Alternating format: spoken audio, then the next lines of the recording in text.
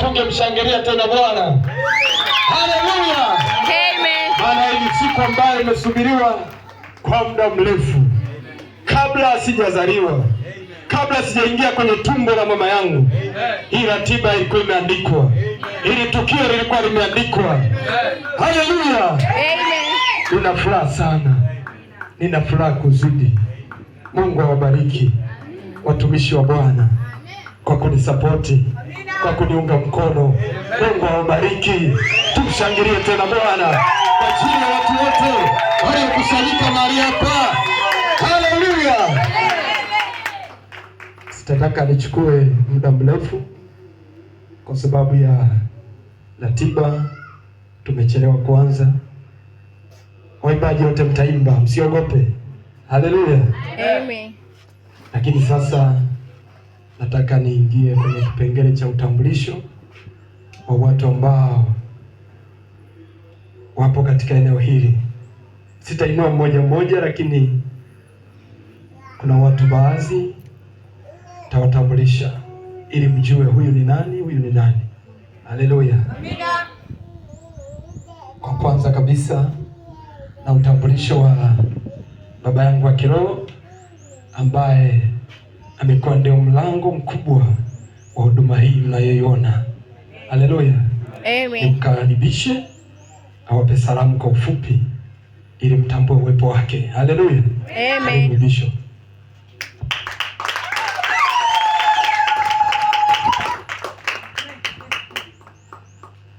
Haleluya. Amen. Watu wa Mungu, haleluya. Amen. Watu wa Mungu, haleluya. Amen. Ana sababu ya kusema asante kwa Yesu. Asante kwenu pia. Kwa majina yangu naitwa Dr. Aswile Edson, mtumishi wa Mungu wa Injili iliyo hai. Haleluya. Amina. Nashukuru kwa Mungu kwamba mmekuja kusapoti huduma hii. Si kwamba mmekosa kazi za kufanya, lakini ni kwamba tunajenga ufalme mmoja. Haijalishi uko kanisa gani, unaenda dhehebu gani, lakini tunajenga ufalme mmoja wa Yesu Kristo. Amen. Mungu awabariki watumishi wa Mungu, waimbaji. Nitakuwa na muda wangu mwingi wa kuongea, lakini kwa sasa kwa nafasi hii, kwa heshima niliyopewa, niwainue watu wakubwa sana katika mji huu. Tuko na watu wakubwa sana katika mji huu. Mtu mmoja sema amena. Amina. Mtu mmoja sema amena. Amina. Mimi nitawatambulisha high table huku, lakini baadaye nitamrudishia mtumishi wa Mungu hapa, nitawatambulisha wengine. Awali ya yote, tuna baba yetu hapa ambaye ni mzee wa mji huu katika huduma. Tunaweza tukaita ndo lango la huduma katika mji huu. Amemtumikia Mungu kwa miaka mingi sana katika mji huu, katika nyakati ngumu kuliko hizi tunazoziona sasa, ambazo wakiita mkutano watu wanakuja wawili, anakuja mmoja, lakini walistahimili. Leo hii tumezaliwa wahubiri wengi. Haleluya. Amina. Huyu si mwingine, naamini atakuwa na muda wake maalum wa kuongea, lakini hapa nataka niwape utambulisho kwa ufupi, lakini nitapenda nimuinue Bishop, na atajitambulisha mwenyewe kwa majina yake kwa uzuri, lakini ni Bishop ambaye amemtumikia Mungu.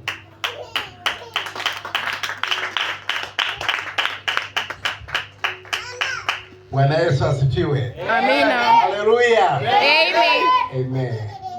Kwa majina yangu Bishop Wilson Bonike Mwaisoroka. Nipo natumika kanisa la KOPT Mlandizi. Karibuni sana. Amina. Asante sana.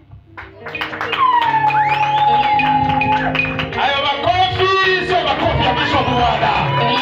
Hayo makofi kutunza ni kwa ajili yako. Nataka makofi ya Bishop Bwana. Piga makofi na kelele.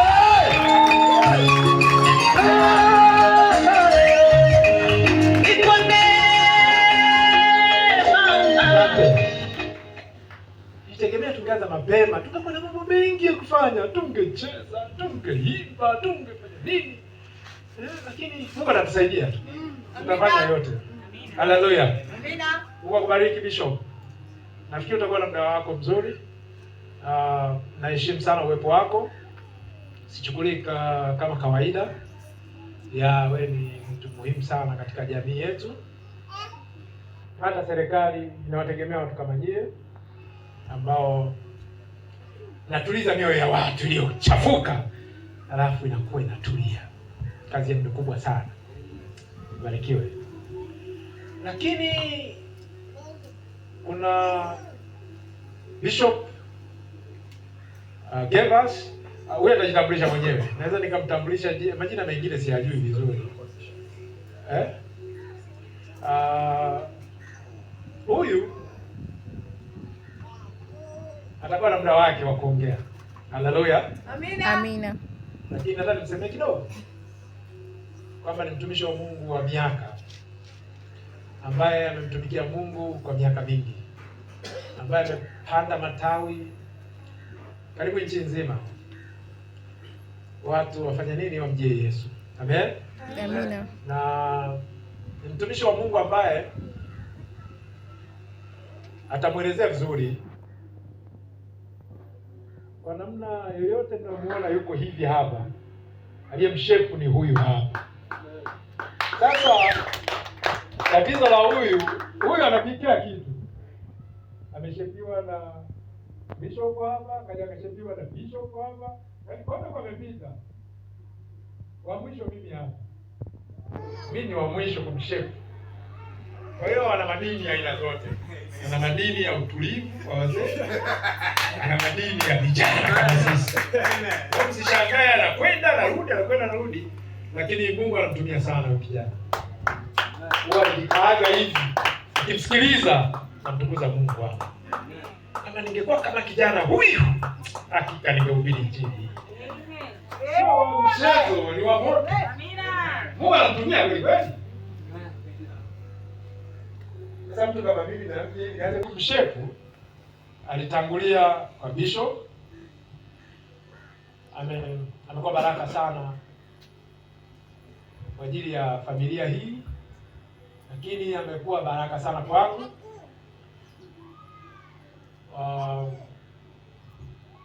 Kwa hivyo kwa heshima kubwa kabisa, kuna muda wako, lakini hapa nataka watu wajue huko tuna mtu wa namna gani hapa. Mungu akubariki sana.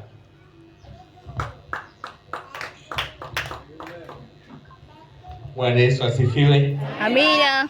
Nadhani ameshafanya utambulisho, lakini nataka nitaje majina yangu. Naitwa Gervas Martin Masanja.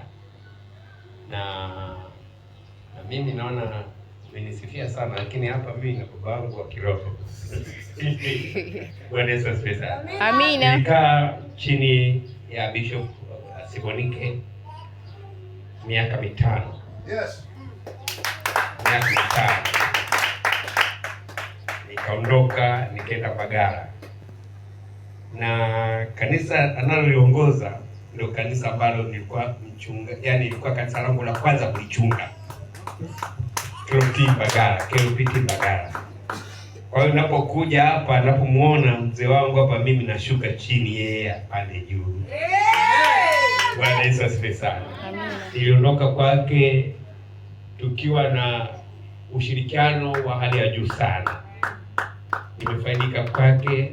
Mimi ni mwinjilisti wa maandiko kwa asili, nilivyoitwa na Mungu mwanzo kabisa. Nilipofika hapa akanipa eneo kabisa la kujenga bookshop ya kwanza Mlandizi ya vitabu vya Kikristo. Bwana Yesu asifiwe sana. Lakini pia kwa ufupi kabisa, Mwasomola ni kijana wangu. Ametumika kanisani kwangu kufikia level ya mzee kiongozi wa kanisa, ndipo alipoondoka. Na mke wake ni binti yangu. Bwana Yesu asifiwe sana. Amina. Kwa hiyo ninashukuru sana kwa sababu hapa niko kwa wanangu, nipo kwa watumishi wenzangu. Nadhani nimalizie hapo, najisikia furaha, kuheshimiwa sana kuwepo mahali hapa. Lakini kumalizia, nimemwona Ipiana pale. Amina jamani. Ipiana ni mdogo wangu, ni mwanangu, na yeye tumekuwa pamoja katika maeneo mbalimbali. Alafu ana mtoto ambaye ni mjukuu wangu anaitwa Caleb. Sasa hivi naona anainukia kuwa ni mwinjilisti, ni mtumishi wa hali ya juu sana. Kwa hiyo nimefurahi kumuona pia. Mungu awabariki, asante sana.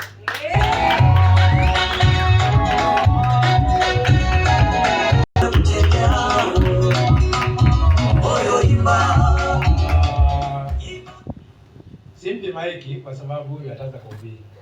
Muda hatuna. Wewe msemeni. Haleluya. Huyu ni kakaangu. Kakaangu ananijua. Unajua ukisema ananijua, lakini sasa watu kiachana kwa muda fulani watu wanabadilika tabia, lakini ananijua. Tumesali kanisa moja nikiwa naishi huko Dodoma, mpakani wa Zambia na Tanzania.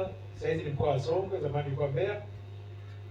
Tumefahamiana hapo. Huyu ni wale watu wameokoka wakati watoto, wao wamekulia kwenye wokovu. Yaani huyu injili ni kwake. Kwa hiyo namshukuru Mungu, nimekutana naye tena hapa. Nimekutana naye Dar es Salaam, nikaja tena nikakutana naye hapa. Basi akaniambia, nilipokuwa namshirikisha mambo haya, anasema mimi nipo kaka yako. Kwa hiyo mimi kama kuna mambo mimi lazima nishiriki. Kwa hiyo amekuwa baraka sana.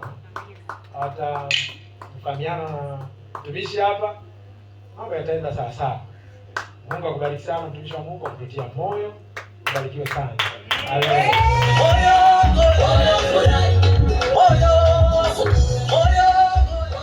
Mimi natokea Dar es Salaam. Na huyu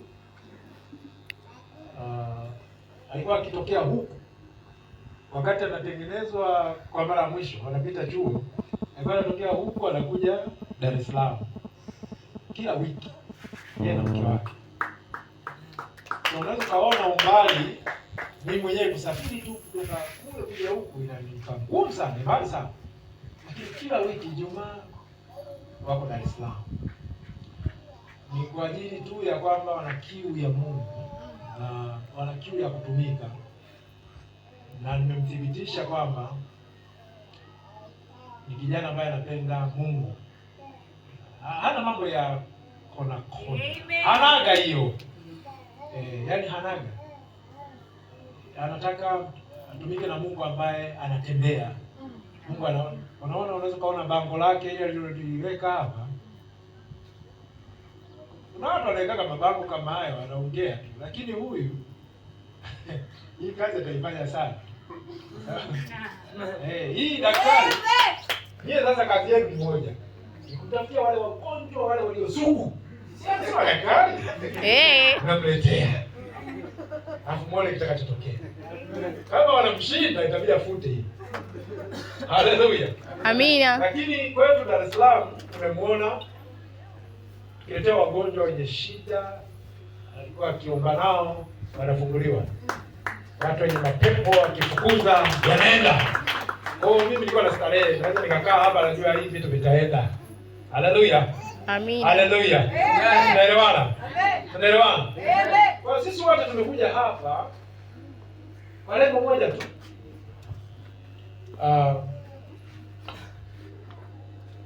Kumsapoti mtumishi wa Mungu hapa. Sisi wote, baba yetu wote ambao kwa hiyo sisi wote tuko hapa, mbingu inajua kuna kitu cha ajabu kinaenda kutokea mara hapa. Amen. Basi kwa muda huu nirudishe microphone kwake atambulishe wengine ambao sijawafahamu, lakini kabla sijakabidhi microphone kwake, nitaka awatambulishe wanawake wa Mungu hapa mbele hapa, lakini sio nidhamu. Wewe kwangu ni mdogo sana, hawezi kumtambulisha mkubwa kwake. Protocol inakataa. Simama.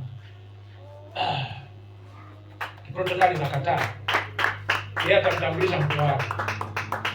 Huyu ni mke wangu mpenzi, anaitwa Mwalimu Erika. Mtumishi wa Mungu ambaye anapenda Yesu. Namhubiri Yesu. Okay. Bwana Yesu asifiwe. Amen. Hongereni na kazi ya Bwana. Amina. Nimefurahi kuona mnaendelea. Amen. Na tutaendelea. Amen. Mpaka kieleweke. Amen. Haleluya. Amen. Sijaona watu wakimshangilia Bwana. Haleluya. Amen. Na vile mnavyoniona ni kwa sababu ya hii meza. Haleluya.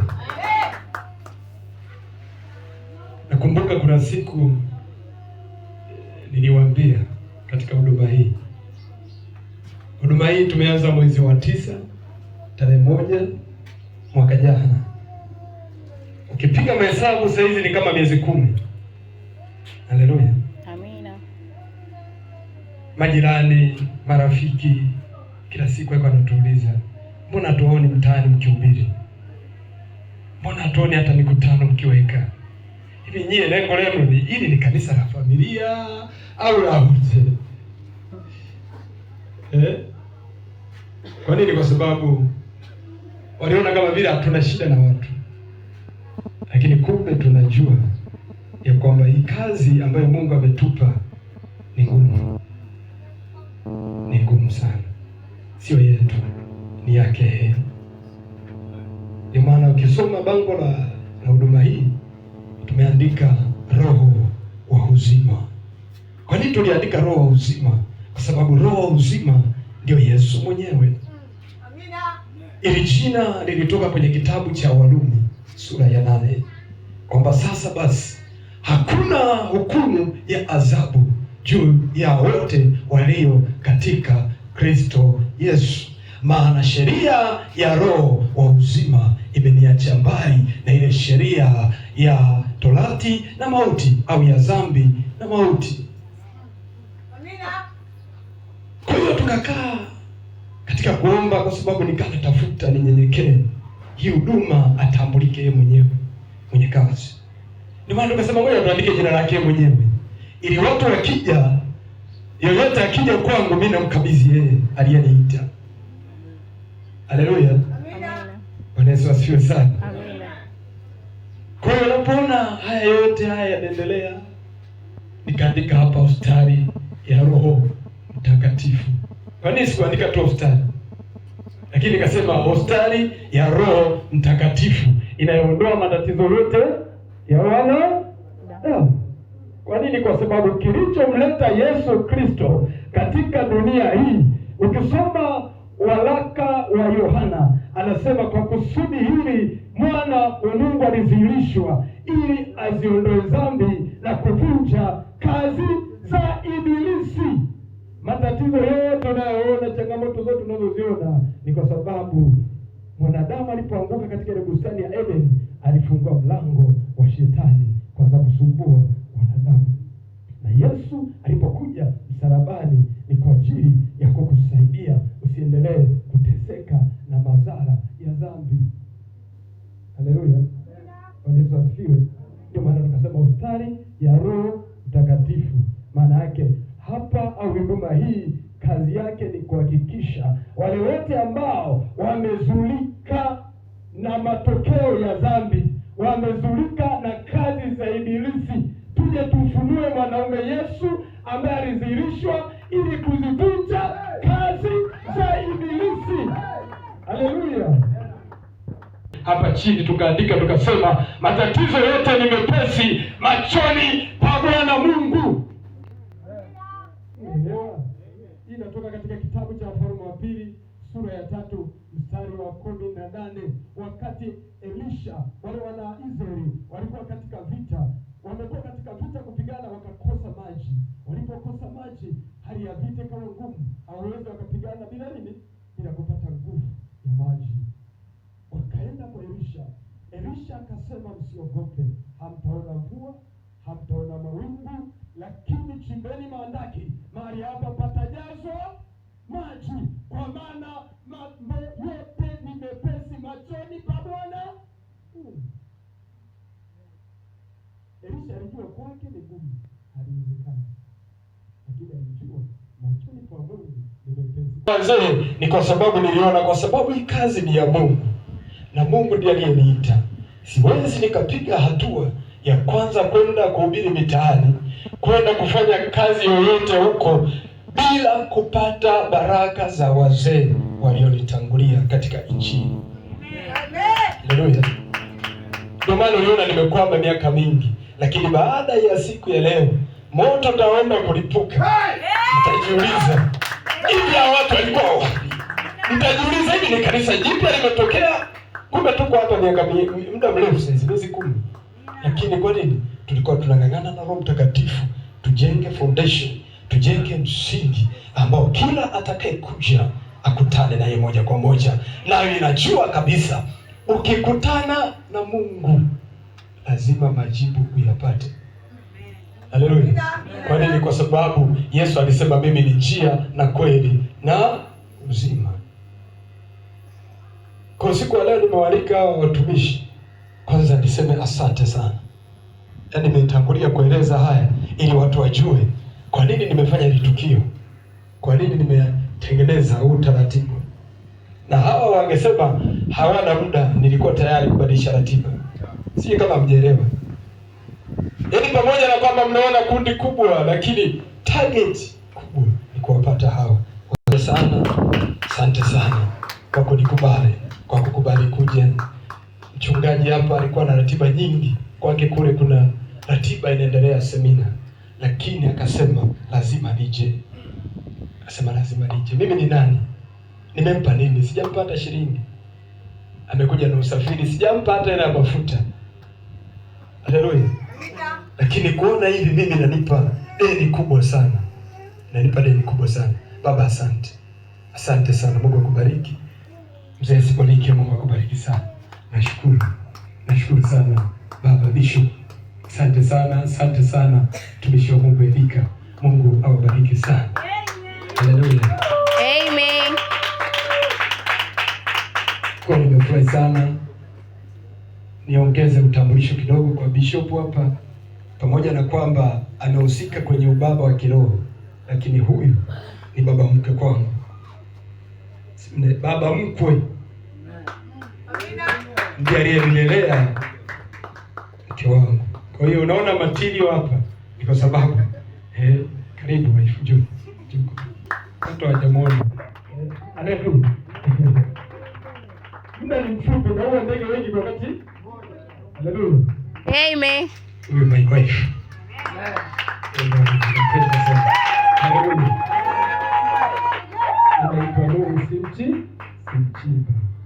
Amekuwa nami sana, lakini yale ambayo nayaona kwake ni kwa sababu nilimkuta kwenye mikono salama. Huyu alikuwa getikali, ulikuwa uwezo kumkuta barabarani ovyo ovyo. Amina. Ni ngumu. Wakitoka nyumbani mzee ana gari ni kanisani, wakitoka kanisani ni nyumbani. Lakini unaona mimi nilimkuta kwa sababu mzee alinikubali. Alinipambania sana, siwezi hata nikaeleza, lakini amenipambania sana.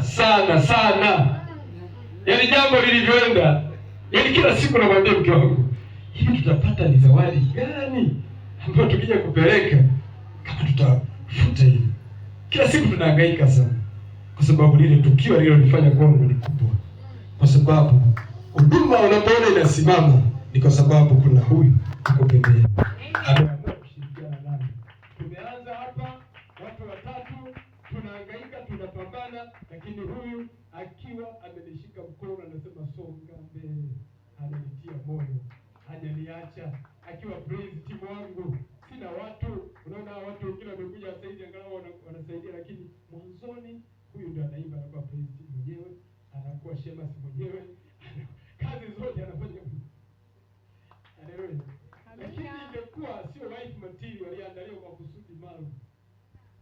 kuingia mtini. Haleluya. Wengi wanataka kuona huduma zilizofanikiwa kwenye support. Lakini Bwana anakushika mwanzoni mahali pakubwa, anavuka na wewe. Tunashukuru Mungu. Lakini sifa zote sirudishi kwake, narudisha kwa mzee Masanja. Haleluya. Ukiona vinaelea vimefanya nini?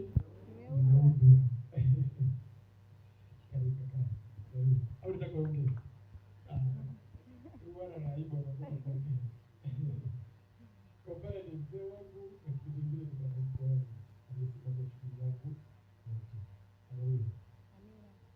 Na mzee pale kama nimemtambulisha, nimetoka mikononi mwa bishop, nilipokuja huku, nilimwambia mtumishi kwamba nipo sehemu fulani, akasema huyo ndiye aliyenibatiza, usiogope. Haleluya. Kwa nikagundua kumbe napita mle sehemu sahihi. Haleluya. Nilipotoka hapo nimekaa na kutegemea kuja huku, kwa sababu huyu ni kaka yangu kabisa. Nilikuwa mjini. Haleluya. Kaka yangu kabisa na tumbo. Alipopiga simu, niko mjini. Njoo mara moja unisupport. Kabla yeye hajanipigia simu, malaika wa Bwana alinitembelea, kaniambia nenda Korogwe. Huyu alipokuwa ananipigia simu, wakati tayari nimeenda siku 3 nazunguka Korogwe, natafuta naenda wapi. Kwa hivyo nipigia akisema nilishapata taarifa anakuja. Nikamwaga mzee, nikamwelekeza vizuri, akaniruhusu nikaenda. Kwa hiyo katika maisha yangu yote nakumbuka 2017 kuna maono Mungu alionipa ambayo yalihusisha kama tunaweza tukatumika huduma moja mimi na yeye. Lakini mimi nilikataa ile. Kwa nini? Kwa sababu nilijua haiwezekani. Kwa namna tulivyotengana umbali, yeye ni kaka yangu wa damu. Yaani haiwezekani. Sielewa. Unajua ni ngumu kwa na babangu wa kiroho tuko moja. Sielewa. Hiyo ni neema ambayo hata mjini walikuwa wanashangaa. Mmewezeje kutumika madhabahu moja ndugu? Lakini kwa sababu Mungu alijua huduma inayokuja hapo mbele ni ya tofauti. Ndio maana hata Yesu kuzaliwa kwake hakuzaliwa kwa njia za kawaida, ili ijulikane ya kwamba kinachoenda kuzaliwa sio cha kawaida. Hata huduma hii ili isiyo ya kawaida, iwe ya tofauti, ndio ipite mazingira ambayo ilikuwa haiwezekani kupita. Mungu akatutuliza, mimi nikamtii kwake, naye akatambua kilichoko ndani yake. Hapo ndipo nilipotambua vipawa vingi vilivyoko ndani yangu. Amina. Huko alinisuka, wakanitengeneza uongozi unaendeje, lakini kutambua kile ambacho kiko ndani, uwezo ambao Mungu amenipa hapo. Huko kote nilikuwa nakumbuka, mimi ni mwinjilisti, mimi ni mwalimu, mimi ni mchungaji. Amenipa mic nihubiri. Ule mkesha Roho Mtakatifu alipita kwa namna ambayo sio ya kawaida. Ndipo aliposhangaa. Basi akasema, kwa staili maana tutampa na nini? Na ibada. Aliponipa ibada ya Jumapili, akasema kweli biliani. Umeelewa? Sasa akawa anajiuliza, kila tulichokiona siku ya mkesha kipo wapi? Haleluya. Na hapa yawezekana na wewe anakukuta. Mama akaniuliza, tunakutaka yule wa kwenye mkesha ambaye yuko mbona sasa hatukuoni hapa? Unaelewa? Wakanipa kajua labda bwana inawezekana mambo yaliingiliana. Wakanipa ibada ya pili. Napo niliharibu. Ndipo huyu sasa sijajua, sio nikamsemea. Lakini sijui kama alimuuliza Mungu, sijui kwa sababu huyu sasa anatumika na huduma nyingi sana. Kwa sababu ni mtume. Kwa hiyo ana uwezo wa kuona sana. Kwa sababu Mungu alikusudia nipite, kwa inawezekana nilimpa wepesi wa kutambua. Ndipo akajua akasema, huyu kijana kinachomfelisha ninamwandaa. Namwambia Jumapili utahubiri. Sasa dawa ni moja, simwandai. Kwa sababu kama kwenye mkesha sikumwandaa, haifanya vizuri. Ngoja nifanye hivi. Kweli bwana, kuna siku nakumbuka Jumapili moja nimekaa. Tumekaa na mimi nimekuja huku, najua tunaenda kusikia mambo yanaendelea, tumekaa. Nikashangaa katika maombi anapoomba mtumishi, sasa Mungu mbariki mtumishi wako anaenda kutumika siku ya leo. Sasa mtumishi yupi? Sikiangalia huko sioni. Haleluya. Aliposema amen, watu wamekaa, alafu kuna hadi wageni wako pale. Amen. Tumshangilie Bwana wakati mtumishi wa Mungu anaingia mbele. Izee moyo ulienda mbio sana. Nikakaa pale mbele nikaanzisha wimbo wa kuabudu. Nafanyeje sasa? Kuna alikuwa akiniandaa, natafuta vitabu, naangalia kitabu fulani, naandaa somo. Lakini sasa hapa amenikurupusha. Na mimi nikisema nimwaibishi itakuwa ngumu. Nikagundua njia rahisi ni kung'ang'ana kwa Roho Mtakatifu. Roho Mtakatifu, hebu kama hata mwenyewe hapa nafanyeje? Nikashangaa ghafla kama wingu limenishukia. Nikapewa kitabu kimoja sana. Nikafunua. Watu nikamwambia wakae, wakakaa. Nikafunua moto uliotembea siku hii. Hapa ndio akasema, sasa wewe ndio tulikuwa tukotafuta siku zote. Kutokea hapa alifululiza kila anapotaka nipe kipindi alikuwa aniambie, ananipa surprise. Alipoona nimekomaa, nimejitambua, ndipo alianza kunipa vipindi.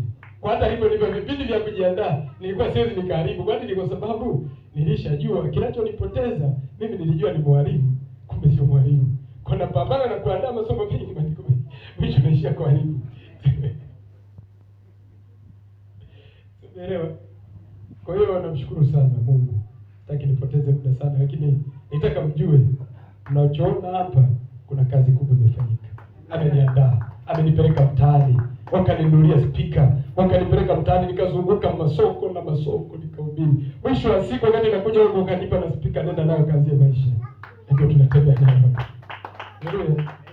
Wakanipa na viti, wakasema nenda na viti hivi vitakusaidia kupata huduma. Kwa hiyo namshukuru sana. Mungu akubariki sana mtumishi wa Mungu. Natambua sana kazi yako. Inawezekana kuna mengine naweza nisikwambie, lakini mimi natambua sana kile ulichokifanya. Mungu awabariki sana. Nadhani hapa tayari tumetambulisha. Sitaki nipoteze muda, lakini kidogo tu anapunga mkono. Kuna mzee pale. Mzee Isambe. Kisimama tu ukipunga mkono sio mbaya. Wewe mzee, sasa hivi unapofanyia kazi pale, ana nyumba yake, anatokea Mbeya. Kwa amenipokea kwa muda mrefu sana. Hata siku ya kwanza kuzindua, wakati bishop anakuja kuzindua hili eneo alikuwepo. Umekuwa haniachi kati ya wazee wa mtaani ambao wanapenda maendeleo, alikuwa haniachi, iko naye siku zote. Lakini vile vile kuna hapa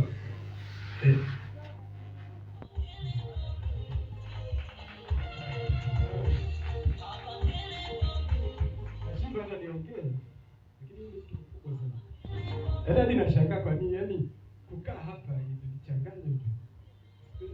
Sababu siku zote alikuwa ananiambia nakuja. Mimi ni wa hapo. Anamwambia mke wake, mimi ni wa kanisa hilo. Haleluya. Huyu ni mwanajeshi, yuko ngazi za juu sana. Yuko na shida na kueleza, lakini kukaa hapa kwenye katenti yake ilikuwa ngumu sana.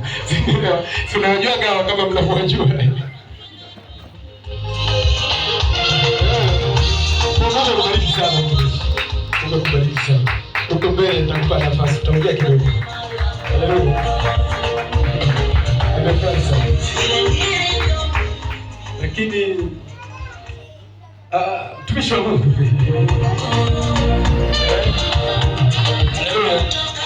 Yule ni mtoto wa Bishop Masanja. Lakini kwa nini nimemkumbuka? Kwa sababu huyu Masanja kwenye uteuzi wa kuwa mara ya kwanza kuwa mwenyekiti wa vijana, msaidizi wangu nilikuwa hivi. Kwa hiyo nimetumika naye, nimezunguka naye maeneo mengi sana, tulikuwa tunatembea naye. Haleluya. Kwa hiyo nimefurahi sana mtumishi kuona. Mungu akubariki. Tumetoka mbali. Mungu akubariki. Lakini au ameshatambulishwa. Mchungaji ndio kapunga mkono. Haleluya. Huyu mchungaji nilipompa mwaliko amekubali kuja, nimefurahi. Lakini ana mji wake amejenga hapo bondeni. Haleluya. Mungu awabariki sana. Vile vile nafurahi kuona kwaya ya Wamasai. Nilipowapa mwaliko wamepambana, wametoka mbali. Haleluya.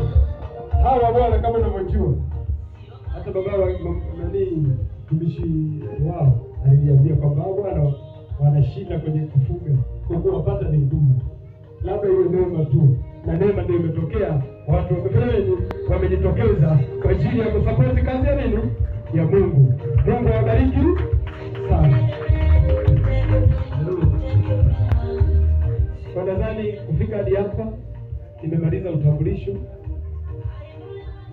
nimemaliza mengi, ili huko baadaye nisio na mambo mengi ya kurudia tena, kwa sababu Bishop Masanja kuna mali anawahi, atakuwa na jambo, kuna sehemu yake ambayo anataka kuzungumza kwa ajili ya huduma hii. Kwa heshima zote, ningependa kila mtu asimame wakati mtumishi wa Mungu anakuja madhabahuni kwa ajili ya kuachilia kile ambacho Mungu anakitaka kwa ajili yetu. Haleluya.